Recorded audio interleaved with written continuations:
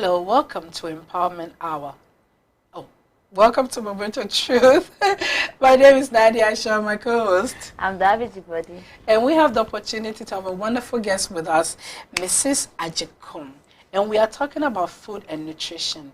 And today we're going to be talking about how you plan for events with food. So think about it. If you are doing any event and you are thinking about food, how do you incorporate food into the event without running over your budget, without making sure that you have, with making sure that you have everything you need to have a a wonderful event, with the process of knowing that these are the people that are going to help you.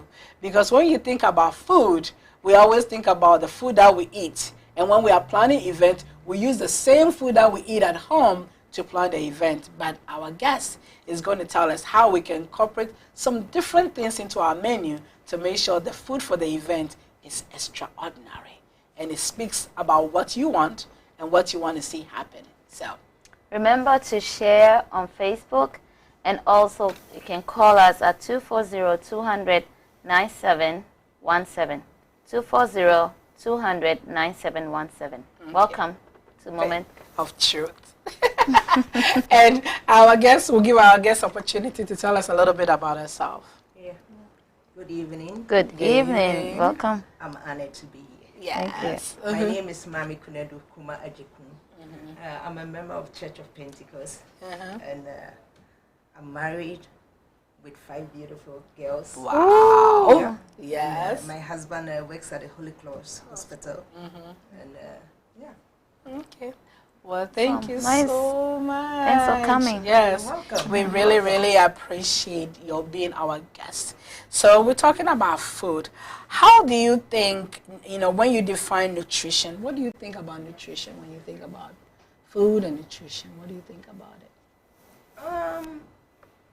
Food in general can be so many things, but when the nutrition comes in, that's where the question comes in, which I think is very important, because food is what you eat is what you see. That is true. So it's so important to make sure you eat right.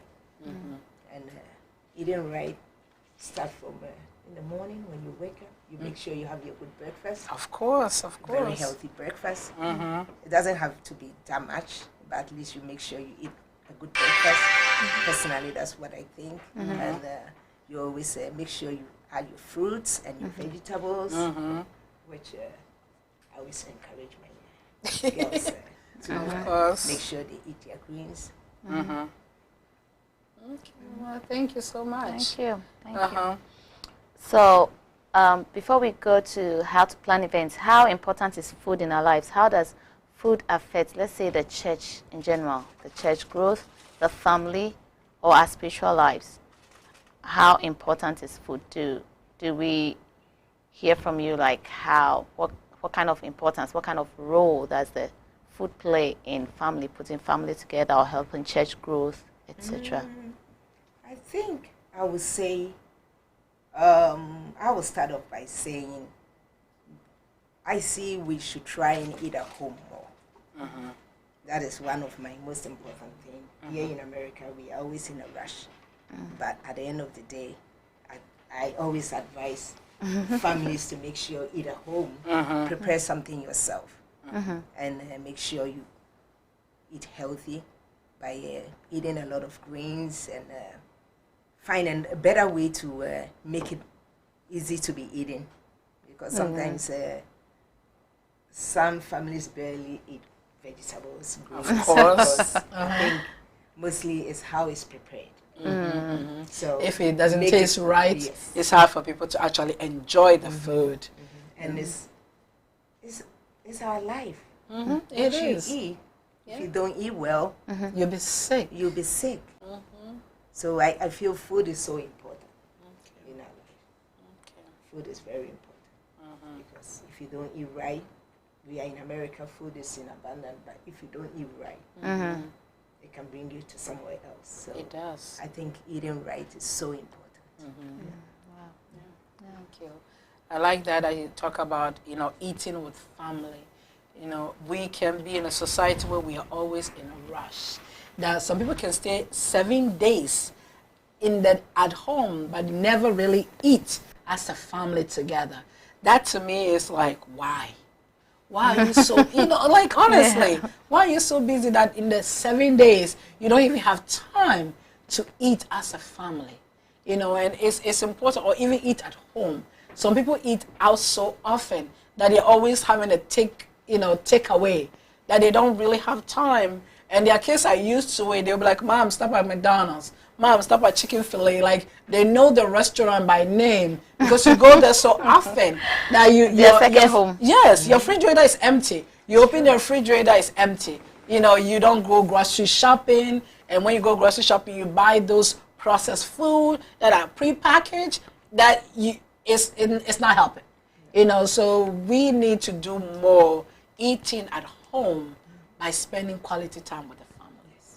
So thank you so much for talking about the home factor. Yeah, and this is coming from a planner who plans events, right? Yeah. So the planning starts from home. Tell us about your planning events. How did you start, and what's the journey like? I've always loved to plan stuff. Okay. I started off not really in the food side. I started off in decoration. Okay. Because I love beautiful stuff, to be honest. Yes, she does. And I started with the decoration and as the family got bigger, my focus was more like make sure they eat well, they eat right. I'm very particular about what they eat and not eating too much outside junk stuff. So I've been loving planning at home. So I sat down one day and I was like, this is something I can be helping other people with. Yeah. Yeah, because sometimes you go to events and you see they've spent a whole lot of money, but you don't see it. you don't see it because it wasn't planned well. Because planning events is not about the huge amount you put in. No, it's not. It's about planning, knowing where the venue is, how much you want to spend, and what you want to do. Like make sure everything is, because sometimes you go to events and the venue and what you're serving Doesn't go. it doesn't go. That's a very good question. And so give us a scenario base, because in my mind, I'm like, what do you mean the event and the Everywhere, venue you can eat doesn't go? everywhere, right? Yeah, so tell us a scenario that will help our viewers. This is Moment of Truth. We want to hear the truth. Yeah, for instance, like, we love our local food. Of course. You plan event and you don't have a lot of bathrooms for people to wash their hands and all those stuff, but you do something like soup stuff. Okay. The venue is not that big enough. So you be there, but people want to eat soup, but they are thinking about, where do I sit and eat soup? Where am I going to wash my hand after I'm done eating? So it's not So you bring the soup and nobody eats it. Yes. But people are thinking aftermath. Yes. Like, when I eat the soup, where do I wash my hand? Where do I sit even and eat the soup? So sometimes you have to look at your venue and plan what to serve. Okay, that's good. Wow. Thank you for telling us. So, I've gone to a venue and somebody said, where is fufu? And I'm thinking, what do you mean fufu? In this environment, in place, you want to eat fufu. I'm like, you are in the wrong place. You must eat it at home before you come to this party. But, we are a culture that we tend to bring that atmospheric things. You feel like, oh, this is a comfort food, so I'm going to serve fufu in my engagement party or my wedding and my adore. And people are like, I really want to eat it, but not right now. Yes.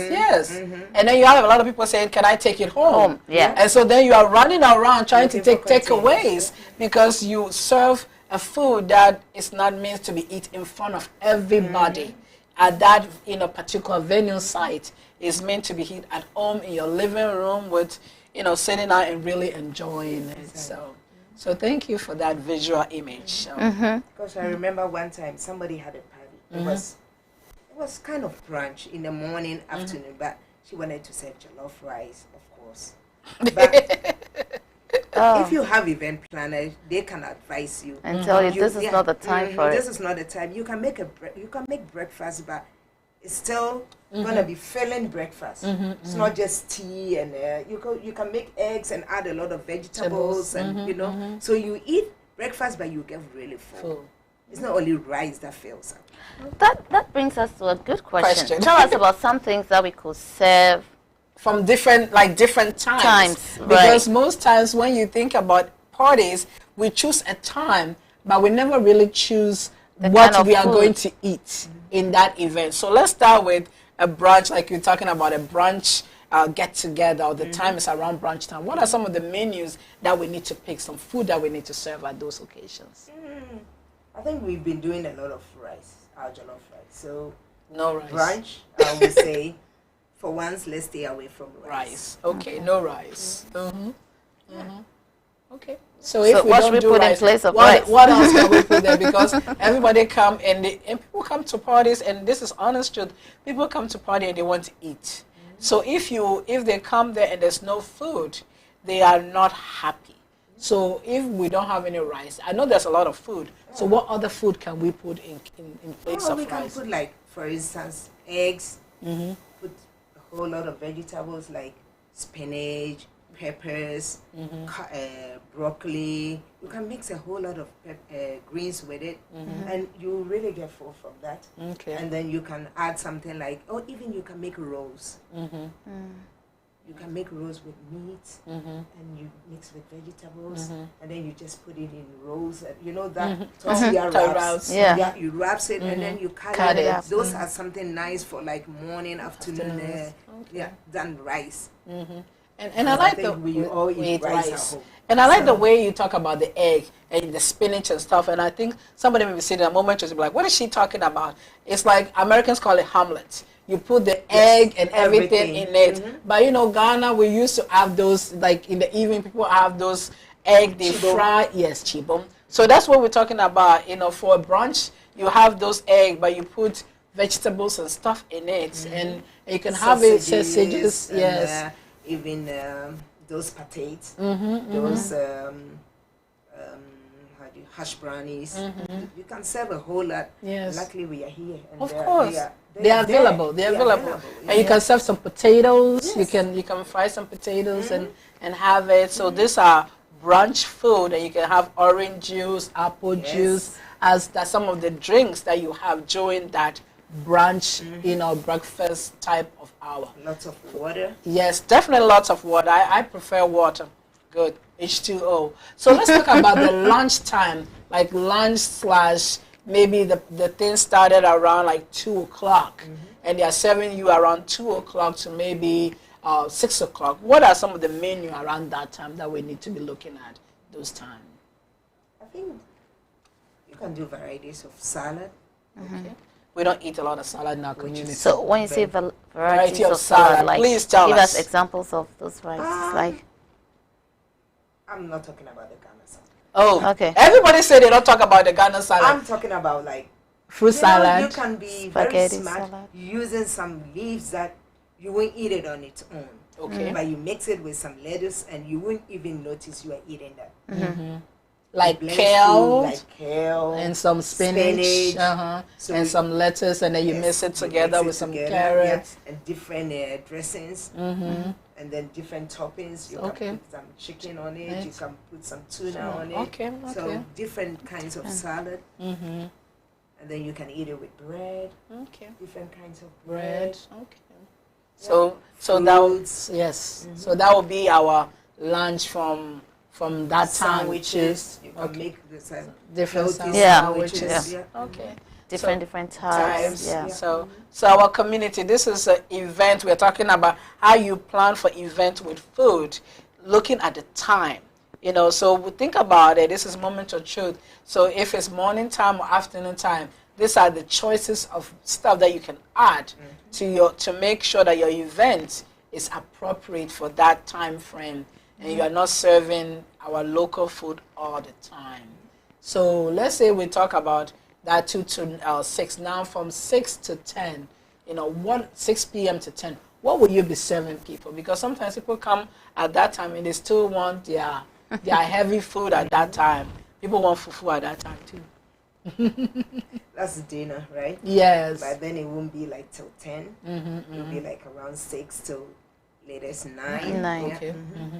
Then I think you can have your like your main course, like mashed potatoes with some gravy and a meat, like a decent portion. Sometimes the portions are also so important when you're talking about nutrition. Yeah. You can eat well, but when you eat too much, Yes. you are not eating well anymore. Yes. Too much of a good thing is bad for you. So. Yeah. So That's that is so important too. So the portion Size. Yeah. Okay. So, but you mentioned mashed potatoes. So this is moment to our community. I have to say for a fact that I have not gone to any Ghanaian party where there's a mashed potatoes there. That's why we're talking.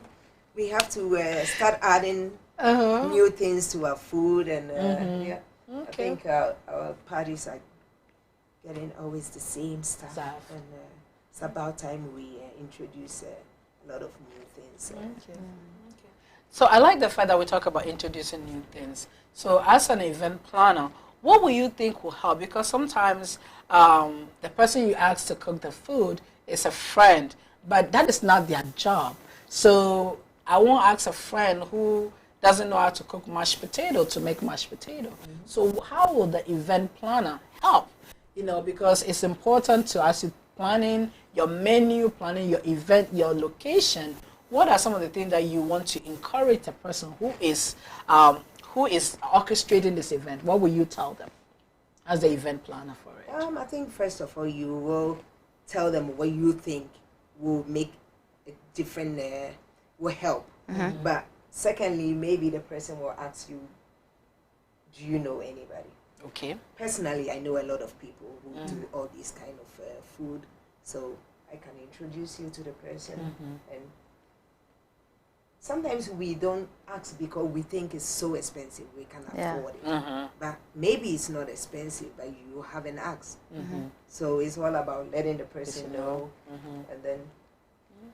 So if you're out there and you're thinking of having any event soon, it could be just a party, or could be a wedding, could be naming ceremony, could be engagement, could be traditional marriage, anything.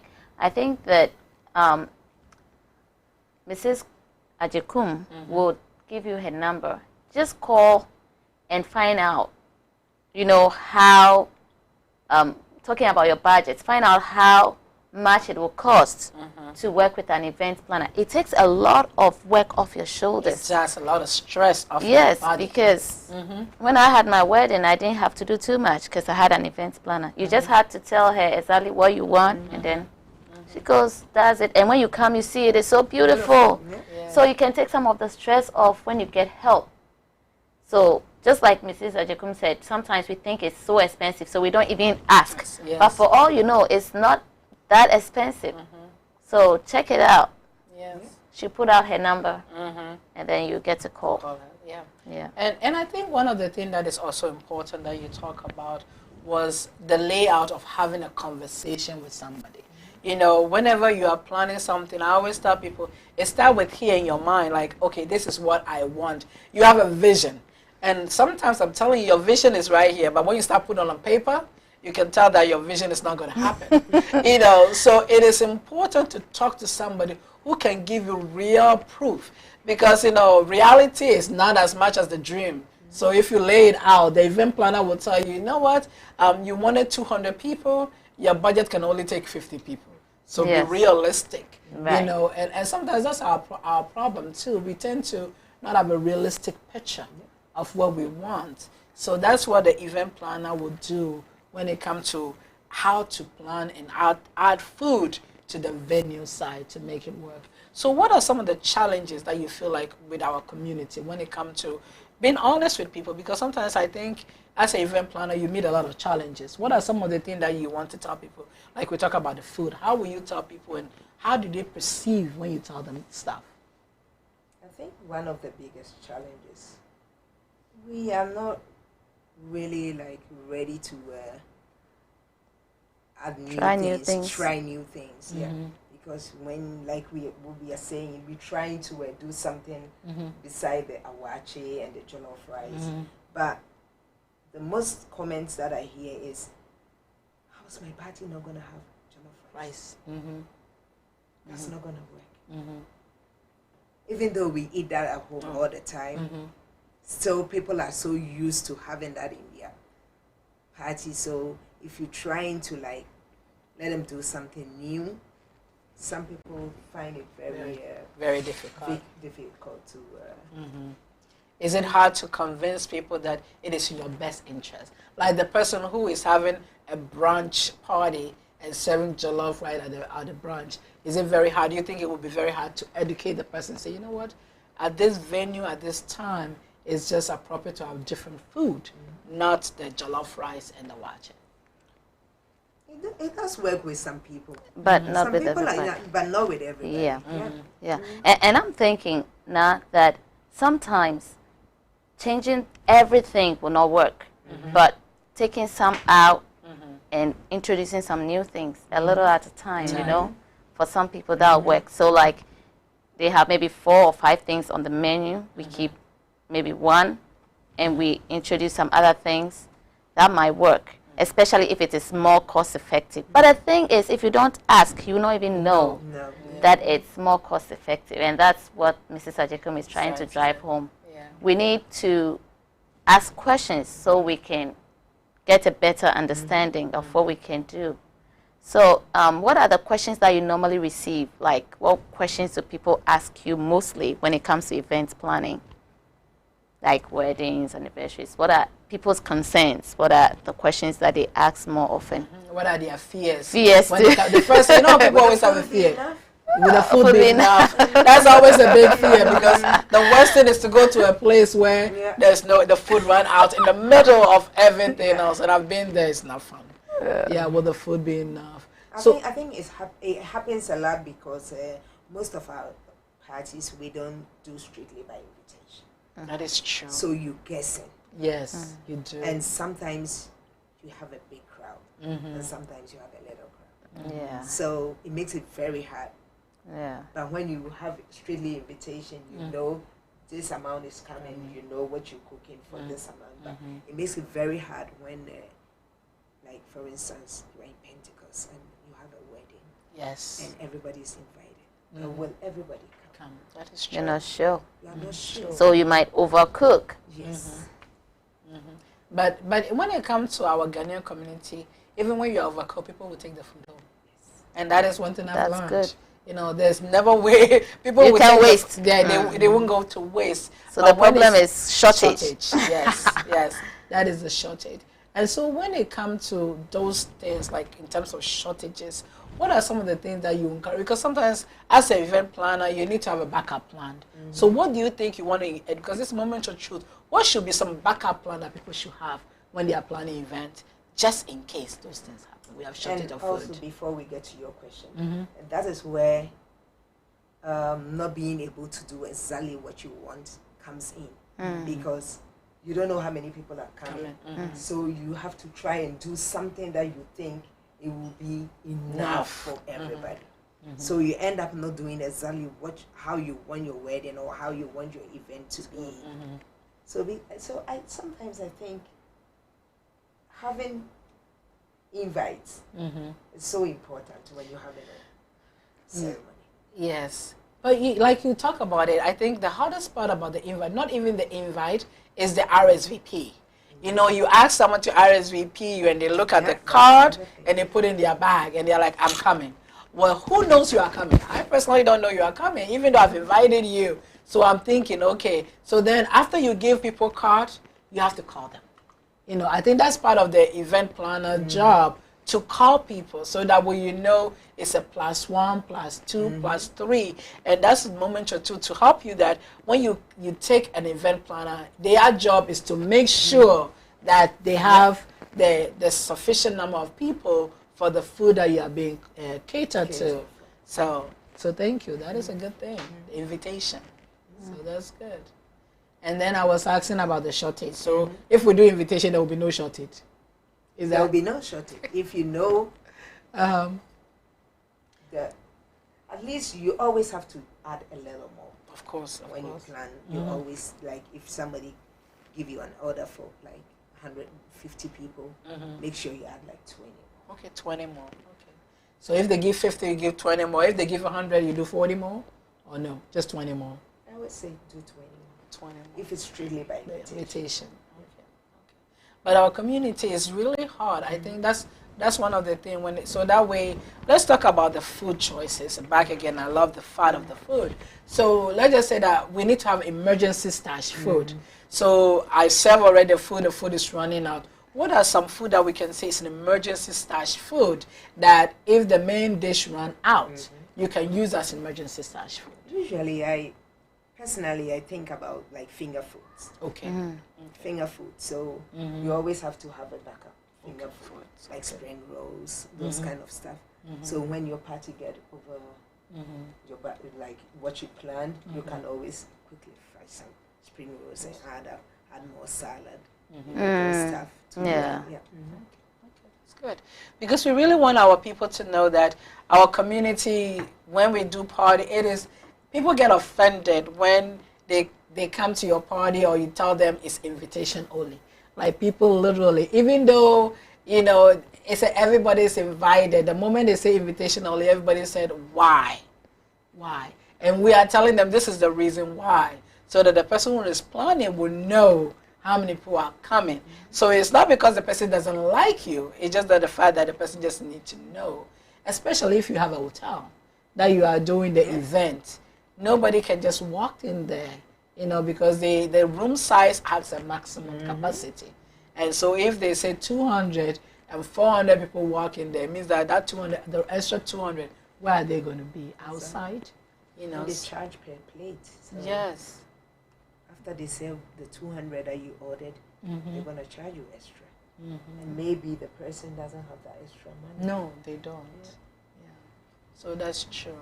So here we're talking about, how you plan for events, how to plan for event with food in mind. So we talk about budgets. We talk about the fact that you need to literally sit down and think about the appropriate food. What else do we need to think about as the planner? What else will you tell our people to think about when we're planning for events?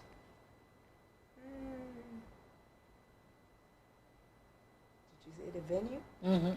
Well, we talk about the venue, but not in much. Will you tell us some of the venue that we can choose for? Because every time people always go to the same place. Is it good to start looking for venue sites? Okay. I think it depends on what type of party you have. Sometimes the type of party will determine where to have it. Okay. So it shouldn't always be the same places. Okay. So what are some kind of parties we can have? Yes. And some venue sites, because sometimes in the back of our mind, we pretty much go to the same resources. Like, okay, so I've had their party there, so I'm going to have my party there. But maybe they had a birthday party, you are having a wedding. Exactly. Or maybe they had a funeral there, and you are having a wedding. So you literally tell us what are some of the places that is acceptable venue site. What should we look out for when we're looking for a venue site? Yeah. I think usually when you having like a quiet get together, it doesn't really matter where. But sometimes you're having a huge party. It's gonna be loud. You make sure you look for an area that it's not close with neighborhood where you disturb the neighbors and those kind of stuff, because I don't think you'll finish your party. Right? They will call the cop. That is true. Yeah. And sometimes you have to make sure the size of your party to choose the venue. Because sometimes some people just choose the venue. You come there and there's no place to sit. Yes. And there's no parking space. There's no parking space. Yeah. So it's important to choose the right venue for the event. And also knowing who you are. Sometimes you have to be honest with yourself. If you don't know a lot of people, don't choose a huge site. And then you have empty space. But if you know people and you know when you do something, people are going to come, then think about appropriate sites for the event, and that will make a huge difference for you. So that's good. So let's think about, I'm still thinking about the venue and also about the food. Most of our community, we don't choose hotels because the first thing is like they charge you per plate. What do you think most times, what are some of the key things to look for when you are choosing a hotel? I would say if you're going to do a hotel, you have to do strictly by invitation. Okay. That's the first thing. Because if you cannot do it strictly by invitation, it's not advisable to do a hotel. Okay. Because hotel, they have to know ahead how many people are coming. Okay. So if you do a hotel, and let's say you make a guess, and they charge you for 200 people, and 100 people come, you're not getting money back. That is true. That is true. So when you're doing a hotel, I would say make sure you're doing strictly by invitation. So at least when you book the hotel, you send your invite out at least a month before. You get back to all the people you invited, confirm, and then you give it to the hotel to know the size. Because it's so important. Okay. It can be a nice weather and then everybody want to be Outside. and it's your party. So we are all coming. But maybe you just ordered 100 plates. But, yes. So Yeah. I think to do a hotel, you have to. Yeah. You can do a park and then you will say open to all. Because everybody can come. It's open. Yes. But if you do a hotel, I would say do strictly by invitation. Okay. So as you're thinking about events and your food and everything, we're going to take a quick break and we're going to come right back and continue talking about food and nutrition. Thank you.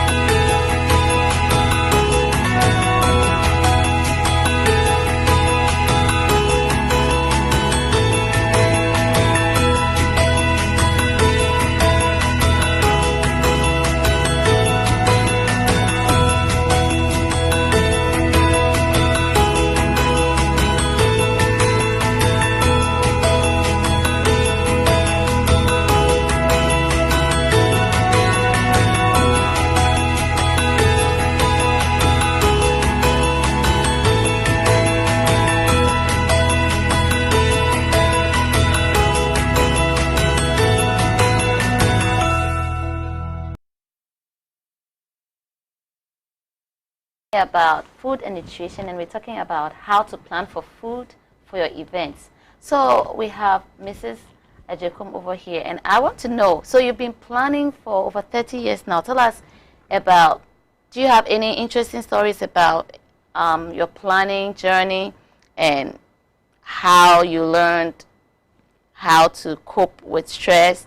Especially, is there anything that happened that we could learn from? Because I know a lot of things happen with planning. So tell us about.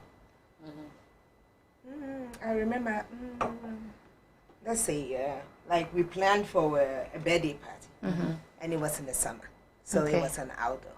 Okay. And then Good weather. Yeah. Yes, of course. Expecting good weather. Expecting, Yeah.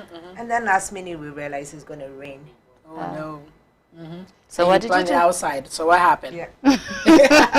Was it a backup plan? And that's important. That That's whenever important, whenever you planning stuff, you have to have a backup plan. Yeah. So what was the backup plan? And then we didn't have a backup plan. Oh dear. So what happened?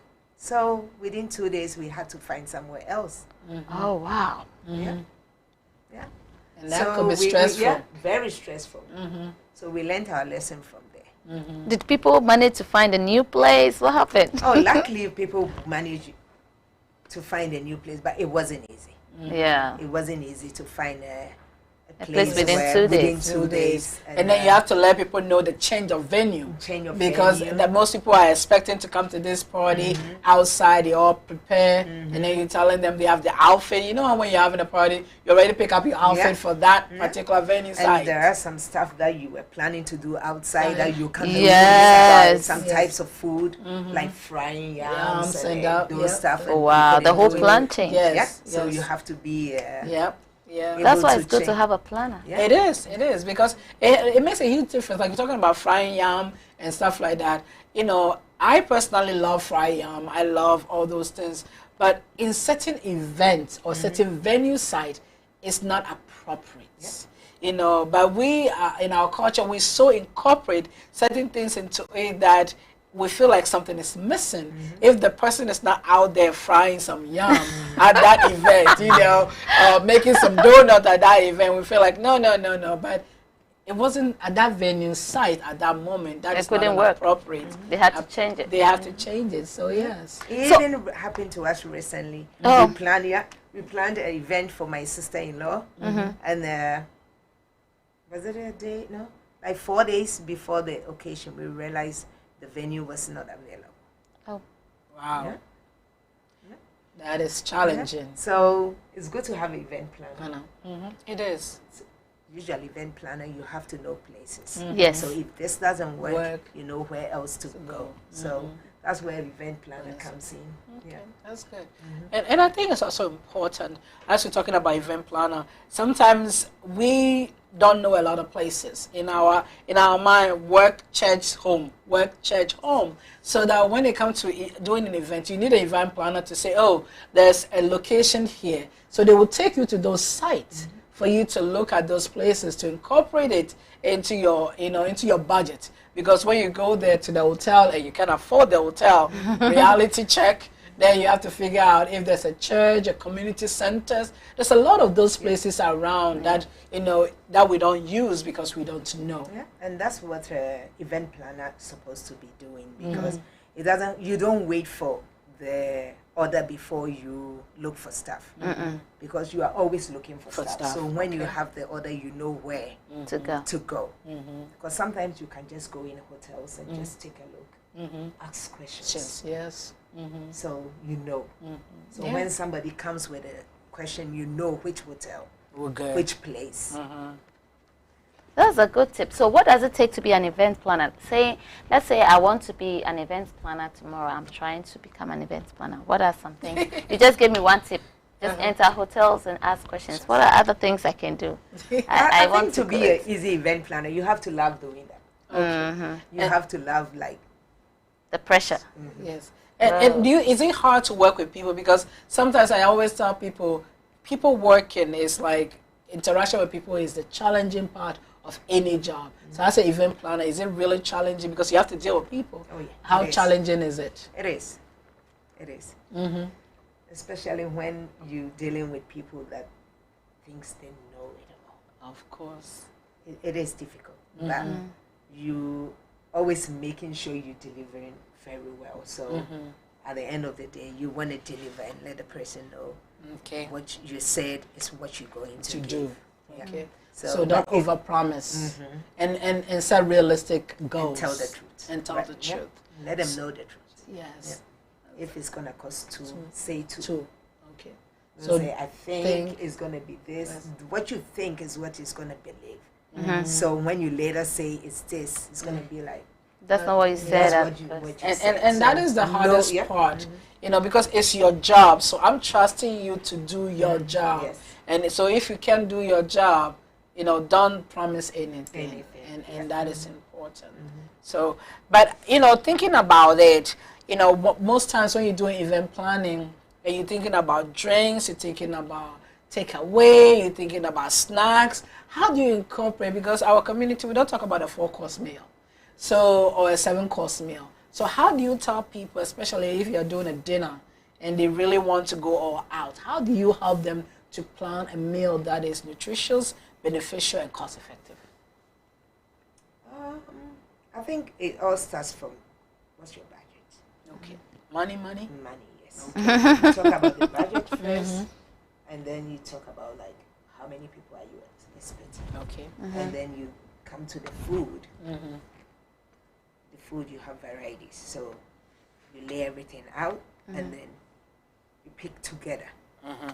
So you pick like, we want to do this greens, we want to do this meat, we want to do this, and then you pick together. If you add this and this, it's gonna cost this. Oh, If you okay. add this to this, it's gonna cost this.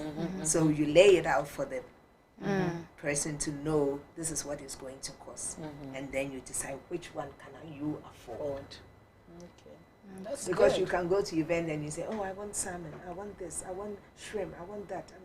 But at the end of the day, can you You afford it. Yes. Okay.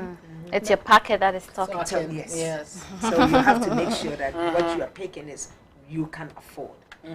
And we can advise you how to go about it. Like, seafood is very expensive.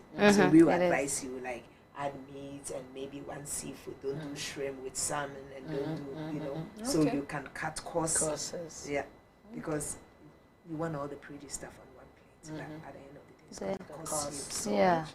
Yeah. Do you work on the music for the occasion as well? Some people will discuss that with you as well. And some people will say, Do you have I have someone? no idea about the music, so let the DJ do it. Okay. And some people will say, I have my list. But I think to be event planner, you have to know some DJs It is too. too. Okay.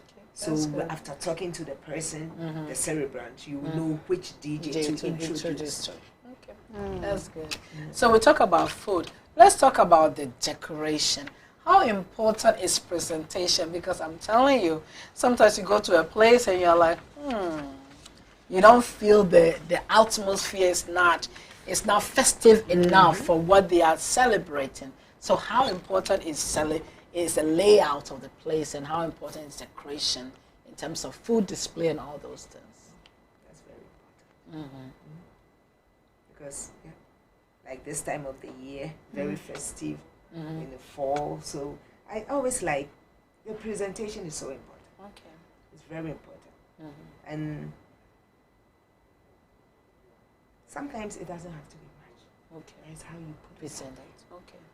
It's how you present it makes it very attractive and very presentable. So that is also very important, and that is the work of an event planner as well, to make sure they connect you to the right people, and make sure they put everything in place. Yes. Stuff that need to be on ice should be on Ice. ice. It's so important. Sometimes you go to parties and then you see fruits, but they are just on the table. And it should be on It ice. should be on And ice. salad and with yes, mayonnaise in it should be on ice, because that's So how people those get are the food little poison. stuff that you make sure that it's being done right. Right. And then they serve you food and it's cold, and it Cold. should be a food warmer there to Warmer, warm the exactly. food. Okay, that's good. So if I want an event planner, who do I call? What number should I call? You can call me on 301 272 5020. Okay. One more time. 301 272 5020. Okay. Thank you so much. And that makes a huge difference, because the holidays are coming, everybody is thinking about events, and of course your children will graduate, they will plan their weddings, but if you are tap into the resources in your community, that is part of how you make things happen. Because then you can start ahead. You can ask the event planner a year ahead of time, what it would take, so that you can start saving your money.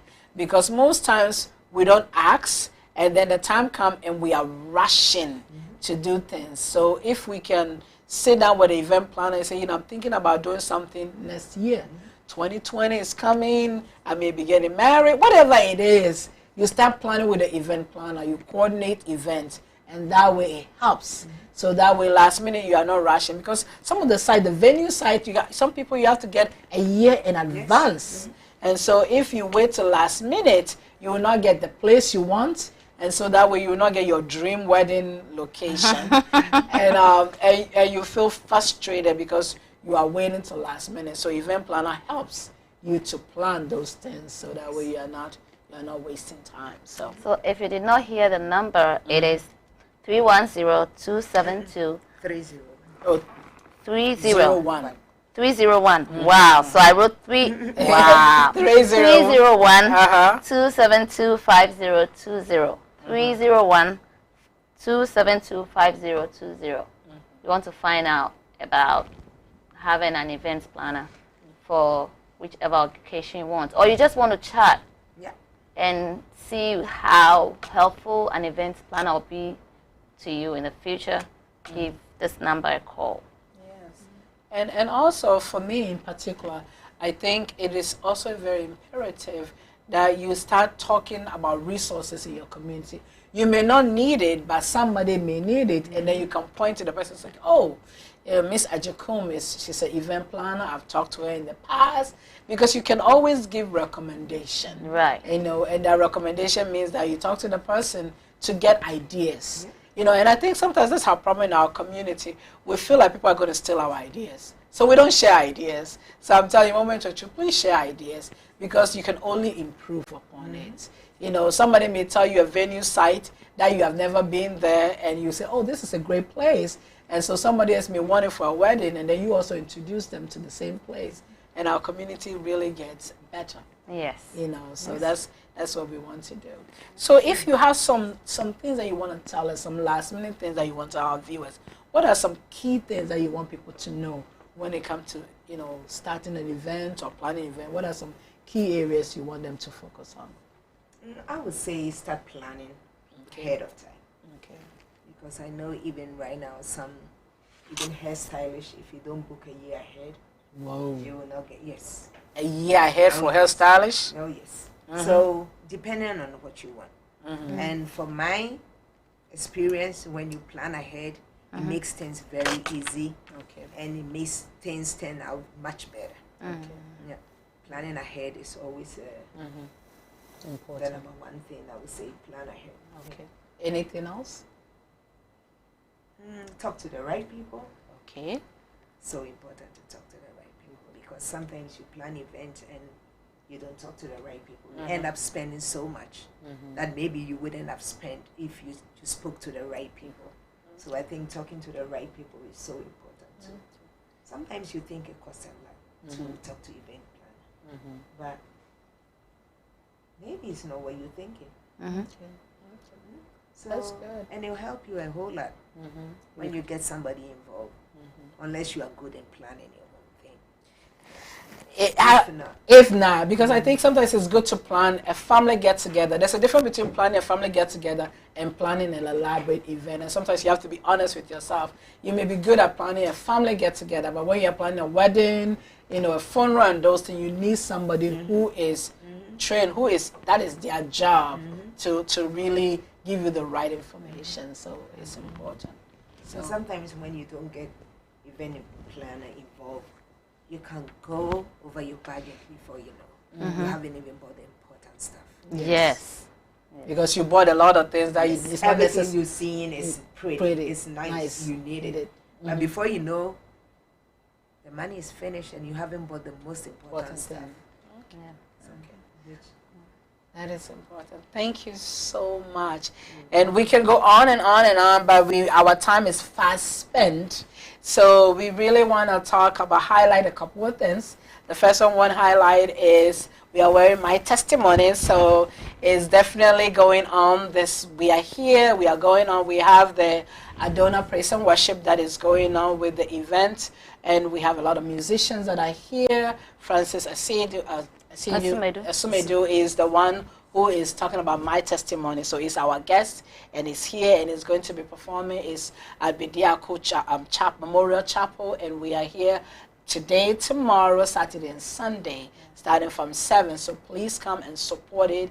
It's full of a lot of musicians who have the ability to inspire. Our team is Shout to God. So just imagine if you have a voice to sing, come. If you don't have a voice and you just want to just shout to God in your own unique way, please come. Make a joyful noise. Make a joyful noise. That's what I say. Make a joyful noise. So you come in and make a joyful noise, but everybody is welcome to come and celebrate how God is doing amazing things in our life. God deserves to be praised. So Yes. come out and give him some praise. Yes. Yes. So our sponsors. Yes, we would like to thank our sponsors very much. But before then, we'd like to thank our producer, Elder Richard Esifi, and the technicians. We would also like to thank Comfort Real Estate, Delatech, El Shaddai International Market, Ashon Collections, and Lean on Jesus Foundation and Ministries. Also, thank you so much for honoring our invitation. Yes. Yeah, we will be inviting you more often to talk to us about more things. Yes, yes. We are definitely welcome. And we also want to thank our national head, Apostle Amwaku, our regional head, Apostle Asemno, and of course, our district pastor, Pastor Evans Boaten. Thank you so much for our viewers for watching us. Until next week, and of course, next week, Tuesday, we have the program on Tuesday, and we have Thursday, and we'll continue. We're talking about food and nutrition. Please stay tuned, and if you have any question, you can always ask us on Facebook and also YouTube. Thank you. Thank you. Mm-hmm.